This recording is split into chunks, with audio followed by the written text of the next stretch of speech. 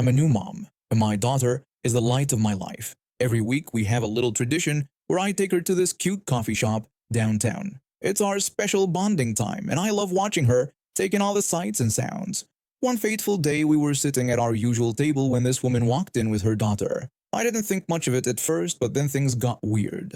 Really weird. The woman kept staring at us, and I started to feel uncomfortable. I tried to ignore it, focusing on my baby girl instead.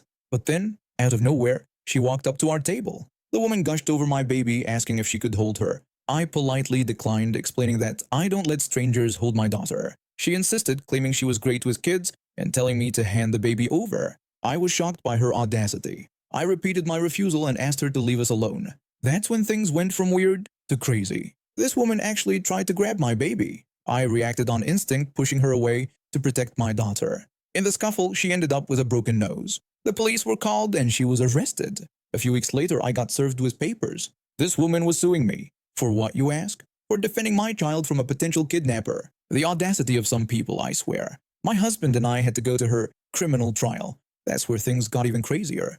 Her husband was there, and he started spouting some racist nonsense at my husband. It was like being in a bad movie. In the end, she was found not guilty on most charges and just got probation and therapy. I was furious. The civil case was set for July 9th, but it got dropped. I was so relieved. I thought we could finally put this nightmare behind us and move on with our lives. But this woman, let's call her Karen, wasn't done with us yet. One evening after our mommy and me yoga class, I noticed a car parked across from our house. It looked familiar, but I brushed it off as paranoia. A few days later, I saw the same car at the park. That's when I spotted Karen, about 15 feet away from us. I rushed home with my daughter, feeling on edge. When my husband got back from the gym, he mentioned hearing someone knock on the door earlier, but they were gone by the time he got downstairs. For the next couple of weeks, I kept seeing that car everywhere, at different times, different places. I felt like I was being watched constantly. One day, I tried to confront Karen, but she just drove away. I went to the police, but they pretty much treated me like I was the crazy one. They explained that a car being on a public street wasn't a crime, and since no threats had been made, there wasn't much they could do. Then things started escalating. I found all 4 of my tires slashed one morning. A few days later, I found rat poison pellets in our yard where my daughter plays. My garden was torn up. I started getting weird phone calls at all hours. The final straw was when we went away for a few days. I got a text with a photo of our house and the message, "See you soon." When we rushed home, we found a rock had been thrown through our window. That's when Mama Bear mode kicked in. I took my daughter to my mother's house and my husband set up security cameras. We filed for an emergency protection order, hoping it would keep Karen away, since breaking it would violate her parole. Things calmed down for a few days, so I brought my daughter home. But Karen wasn't done yet. One evening, I came home from work and found a black garbage bag on our porch. I thought maybe my husband had left it there, so I looked inside. The smell hit me before I even realized what I was seeing. It was a dead cat. I panicked, rushing inside to find our cat. Thank God he was fine, just napping upstairs. But I was a mess. I called my husband, sobbing and hyperventilating. The police came and watched the security footage. It clearly showed Karen leaving the bag on our porch.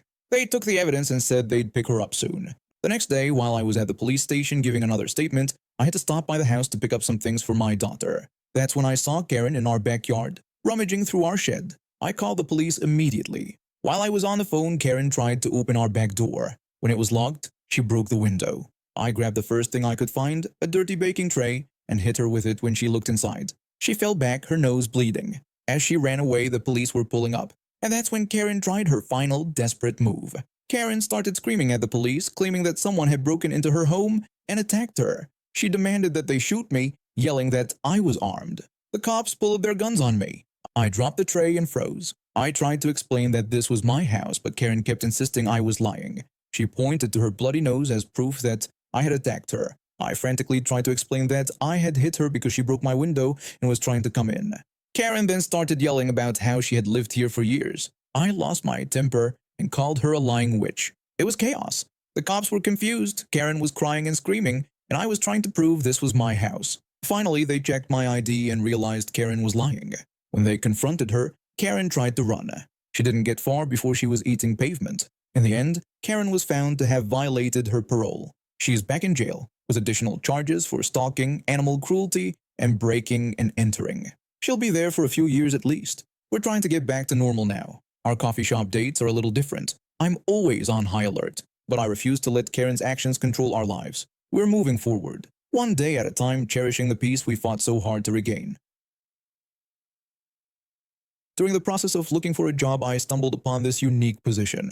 The job involves providing round-the-clock care for clients who need constant supervision. We work in 12-hour shifts, two caregivers alternating to cover the full day.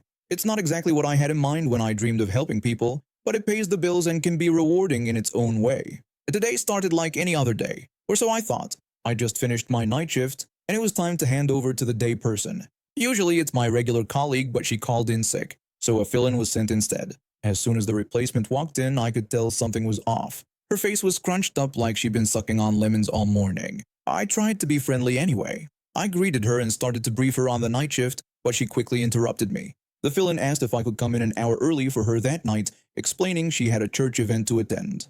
I looked at the clock, realizing it was 9 a.m. and I'd already been there for 13 hours. My bed was calling my name, and I still had a 30-minute drive ahead of me. I politely declined, suggesting she take it up with our boss. She insisted the boss had told her to ask me. I explained that I couldn't lose that much sleep, having already lost an hour of off time. She grabbed the phone and started yelling into it, complaining that she shouldn't have agreed to fill in. I tried to ignore her tantrum and focus on the handover. I informed her that the animals needed to be fed in a few hours. To my surprise, she said she doesn't do animals. Confused, I asked her to clarify what she meant. She simply repeated herself. I offered to feed the animals before leaving if she wasn't going to do it. She snapped at me, telling me to go home. I reiterated my offer to feed the animals, but she yelled at me again to leave. At this point, I was too tired to argue. I left, but not before calling my boss to explain the situation. My boss assured me she'd handle it, and I assumed that meant sending the fill-in home and finding a replacement. When I arrived for my next shift, the fill-in was still there. I'd spent the day dreading having to relieve her, knowing how unpleasant she'd been. I left work at my usual time but skipped my normal food stop because I was still upset about the morning's events. Now I'm sitting in a local coffee shop about 30 minutes early for my shift. Part of me wants to go in early, but then I remember how she treated me and the animals. No, she doesn't get to be mean and then expect favors. As I sip my coffee, I decide to make a call. I phoned my boss to discuss the morning's incident and ensure everything was okay for tonight's shift. My boss thanked me for calling, mentioning she'd been meaning to talk to me about the situation. I expressed my concern about the animals not being fed and inquired if the fill-in was still there. My boss reassured me that the animals were taken care of and informed me that the fill-in wouldn't be returning due to her unacceptable behavior. Relieved, I shared my worry about having to work with her again. My boss assured me there was no need for concern. She then surprised me by announcing a small raise for my dedication and the extra hour I'd put in. I expressed my gratitude for the recognition. Before ending the call, my boss mentioned they were implementing a new policy. She explained that all staff must now be comfortable with all aspects of client care, including animal care, to prevent similar situations in the future. Sometimes karma works in mysterious ways. A few months ago, I was just a college student trying to make ends meet. My parents had always taught me the value of hard work, so when I saw an ad for a part-time babysitting gig, I jumped at the opportunity. The family seemed nice enough, a busy couple with an adorable 2-year-old girl. They needed someone to watch their daughter for a few hours each week while they attended to their demanding careers. It seemed like the perfect setup. I'd earn some extra cash, gain experience, and still have time for my studies. At first, everything was great. The little girl was a joy to be around, and I found myself looking forward to our time together. But then things started to change. The babysitter they'd hired, let's call her Karen, began acting strange. It started small. Karen would make offhand comments about how she was more of a mother to the child than the actual mom. I didn't think much of it at first, but then her behavior escalated. One day, I overheard a conversation between Karen and the parents that left me stunned. Karen started by saying she wanted to discuss her role in their daughter's life. The mom, confused, reminded her that she was just a babysitter. Karen then shocked everyone by claiming she was more than that. She had raised a child and was her true mother. The dad, clearly upset, pointed out that they had only hired her to watch their daughter for a few hours a week. Karen went on to say that biology doesn't determine parenthood and that she had a spiritual connection with the child that the parents could never understand. The mom called this ridiculous and again said that Karen was just a babysitter. Karen, however, insisted on being called the primary caregiver and referred to the parents as merely biological contributors. Karen then demanded that they pay her for life, claiming she deserved it for raising their child. The parents were understandably shocked and angry. The dad, having had enough, fired Karen on the spot and told her to leave their house immediately. Karen protested, claiming the child was hers. The mom said the girl was their daughter and threatened to call the police if Karen didn't leave. Karen, as she was leaving, threatened to sue for custody. When Karen stormed out, the parents turned to me, looking for some sort of explanation. The mom asked if I had known about this. I shook my head, still trying to process what had just happened, and apologized, saying I had no idea Karen felt this way. The dad reassured me it wasn't my fault, and admitted they should have seen the signs. Eventually, Karen made good on her threat. She actually filed for custody, claiming her spiritual connection to the child overrode biology. It was like watching a train wreck in slow motion. The court case was a spectacle. Karen's lawyer tried to argue that she had been the primary caregiver and had formed a stronger bond with the child than the actual parents. But the judge wasn't buying it. The judge pointed out that Karen was employed as a part-time babysitter for only a few hours a week, which didn't constitute being a primary caregiver, let alone a parent. When Karen tried to bring up her spiritual connection, the judge explained that spiritual connections do not override parental rights and dismissed the case. As Karen tried to protest further, the judge issued a restraining order, telling her to stay away from the family and their child. She had genuinely believed she would win. As she was escorted out of the courtroom, I could hear her wailing about the injustice of it all. The parents were relieved, but the ordeal had taken its toll. They decided to move to a new neighborhood, far away from Karen's reach. They asked me if I'd be willing to continue babysitting, as I was one of the few people they felt they could trust. I agreed, happy to help. The mom expressed relief that the nightmare was over, while the dad thanked me for being a voice of reason throughout the ordeal. I heard that Karen had been blacklisted from every babysitting agency in the city. It's not about spiritual connections or time spent. It's about love, dedication, and the willingness to put your child's needs above your own. I was in my second year of college, struggling financially. My parents couldn't afford to help much, so I was working part-time at a cafe while juggling my studies. The rent for my decent but small apartment was killing me, and I desperately needed a roommate. That's when I met Karen. She seemed nice at first, all smiles and promises. When she visited, she gushed about loving the place and its energy, eager to move in immediately. I should have seen the red flags in her overenthusiasm, but I was desperate and she seemed like a godsend. The first week was fine, but things quickly changed. Karen left dishes in the sink for days, expecting me to clean up. She forgot to buy groceries when it was her turn, always claiming she was too busy with school and asking me to cover for her. This became a frustrating pattern. Then came the late rent payments. When I reminded her, she dismissed my concerns, saying the landlord wouldn't kick us out. Her casual attitude towards our financial responsibilities was infuriating.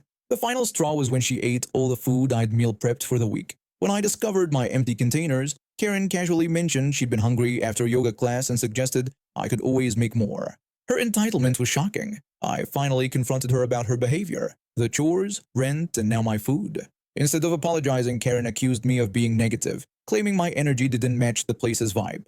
Shockingly, she even suggested I should be the one to move out. When I reminded her it was my apartment, she threatened to file a restraining order, saying I made her feel unsafe. Unbelievably, she went through with her threat. I had to temporarily stay with a friend while this mess got sorted out, but Karen had made a crucial mistake. She didn't know the lease was solely in my name. At the court hearing, Karen confidently presented her case for the restraining order, painting herself as the victim. When the judge asked whose name was on the lease, she faltered. The truth came out, and her case was swiftly dismissed. Seizing the moment, I informed the judge about Karen's late payments and property damage, requesting an immediate eviction. The judge, seeing through Karen's manipulation, agreed to expedite the process. Leaving the courthouse, Karen tried one last time to manipulate me, suddenly promising to pay rent on time and be a better roommate. I couldn't help but use her own words against her, telling her that her energy just didn't match my place's vibe anymore. Within a week, Karen was gone, and I had my apartment back to myself. It was a stressful and eye-opening experience, but I came out stronger and wiser. You can bet I'll be a lot more careful about choosing roommates in the future, and I've learned the importance of setting clear boundaries from the start.